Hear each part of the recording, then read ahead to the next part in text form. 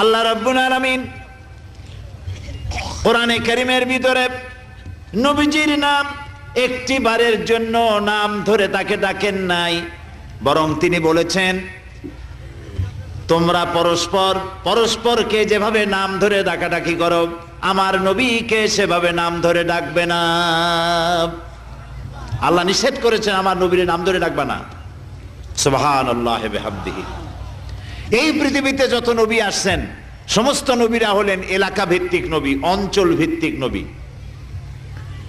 এক এক এলাকার, নূহ আলাইহিস সালাম এক এলাকার, মুসা আলাইহিস সালাম আলাক এলাকার, দাউদ আলাইহিস সালাম আরাক এলাকার, এরকম এলাকা ভাগ ভাগ করা। কিন্তু মুহাম্মদ সাল্লাল্লাহু আলাইহি ওয়াসাল্লামকে আল্লাহ রাব্বুল আলামিন কোন এলাকার জন্য নবী বানান নাই।